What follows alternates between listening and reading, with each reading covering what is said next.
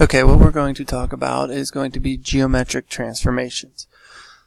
Geometric transformation is a general term for 4 specific ways to manipulate the shape or position of a point, line, or object.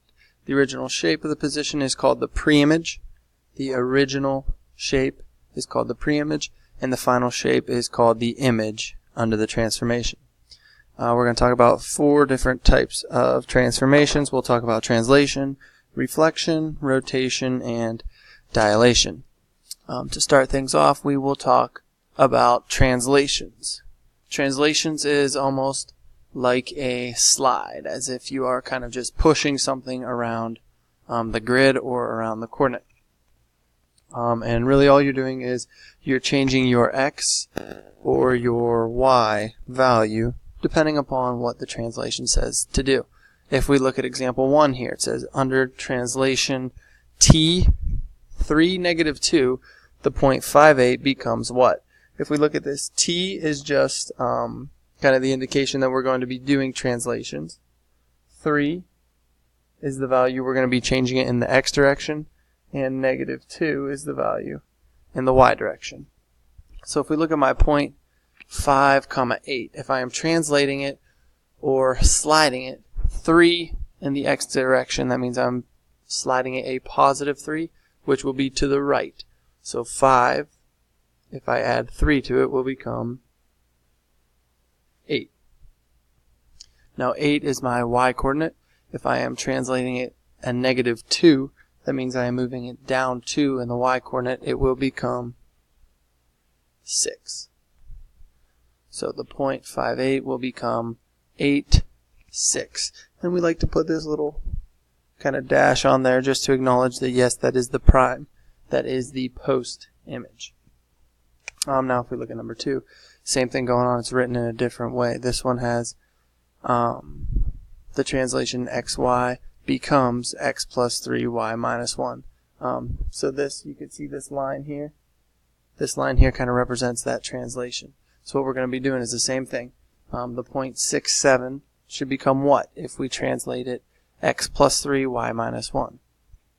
Well, 6, if we add 3 to it, will become a 9. 7, if we take 1 away from it, will become a 6. That's going to be our translation. And number 3 down here says, what is the translation that made the red rectangle become the blue rectangle? So the red rectangle is our preimage.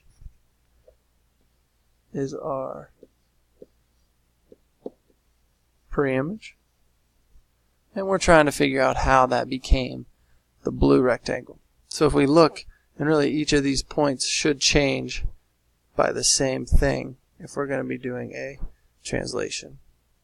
And all it is doing is sliding to the right. So you can see there's going to be actually no y coordinate. If we look at, let's look at this point and the corresponding point over here. We can see that it's going to travel from negative 1 in the x direction 4 spaces over to a positive 3 in the x direction. And you'll see the y coordinates stay the same.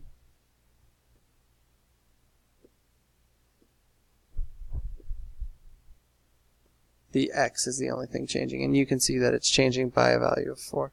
So if we want to write this, we'll write that our translation of 4 and the x, 0 and the y occurred. So that's translations. Those are pretty easy kind of to follow and to understand.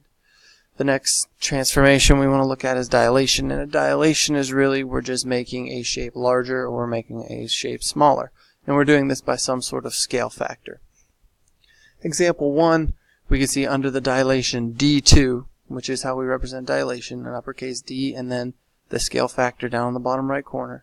It says the point 3 negative 4 becomes what?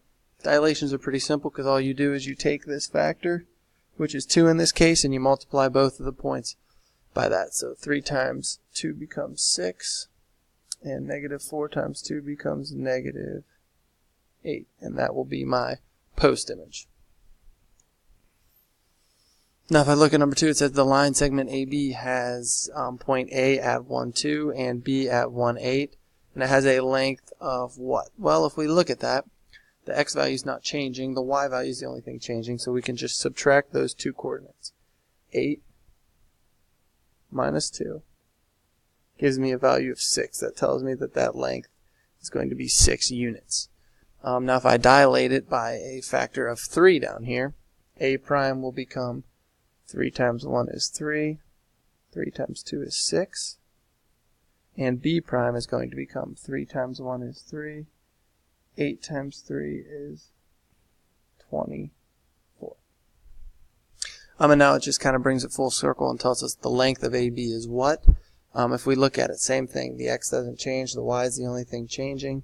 We can see that there's a difference between 24 and 6 of 18, which shows us that factor of 3 affects the length of the shape as well.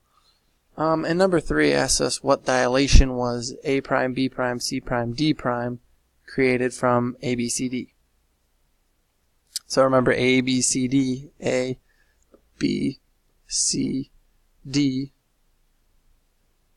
is our original image, and A prime, B prime, C prime, D prime is going to be our dilated image. You can see off to the side we have all of the measurements for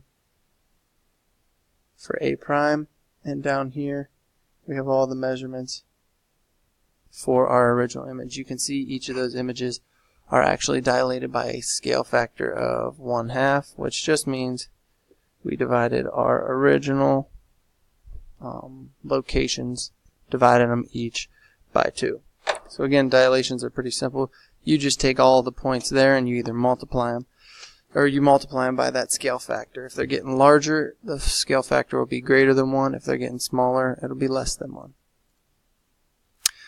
Next one we're going to look at is reflections. Reflections probably the easiest one. One of the easiest ones kind of to visualize, just because it's like you're looking at a mirror. If I look at the shape, the triangle ABC, I can reflect that across a line. In this case, let's do across the x-axis. All we're going to do is create a mirror image across this x-axis. So we're going to look at that. To do that, to create a mirror image, everything should line up exactly where it's at, except all we're doing is we're changing those y coordinates. Instead of having positive y coordinates, we're going to have negative y coordinates. And if I make my triangle here, oops, a little off, I got A prime, got B prime, and I have C prime. You could see, if I could draw, it would actually look like an exact mirror image. And now we can do the same thing across the y-axis. All we've got to change would be our x's. We're going to make everything negative in the x position. So if I did it across the y-axis, it would look something like this. And now I'm going to call this double prime because this is a different transformation than the original transformation. But a reflection, all you're going to do is you'll see kind of that mirror image across whatever you actually do reflect it across. And probably the one of the more difficult ones is our rotations. If we look at our rotations, we'll see the notation is going to be a capital R. Reflections, if we think back, it's actually a lowercase r, and we just have to say what we're reflecting against. Our rotations are going to be a capital R. You've got to show what your center was, or that point of rotation is, and then show what your degrees are. A couple good rules for coordinate rules for rotations about the origin. Your 90-degree rotation, all you're going to do is you're going to switch your x and y, and you're going to make your first coordinate negative. For a 180-degree rotation, all you're going to do is make both of your points negative. For a 270-degree rotation, you're going to switch your coordinates and you're going to make your second one negative. And now we'll look at that in 1 second, exactly what that looks like. The other thing we have to be able to understand is that when we are rotating in the counterclockwise direction for a positive angle. If we would have a negative angle, we would rotate in the counterclockwise direction. So positive 90 degrees would look like this. Negative 90 degrees would start here and look like that. which is just important. That way we understand which way it is that we are rotating.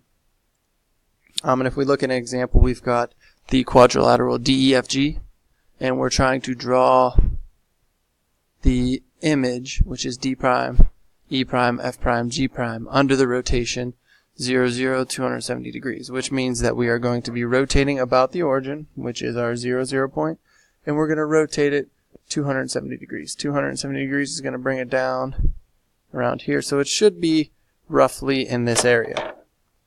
What I did is I brought those coordinate rules over so we can look at it again, but first we've got to get some points on here. If we look at G, our point is 2 in the X, negative 2 in the Y. If we look at D, we've got 5 in the X, 5 in the Y. If we look at E, we have 7 in the X, 6 in the Y.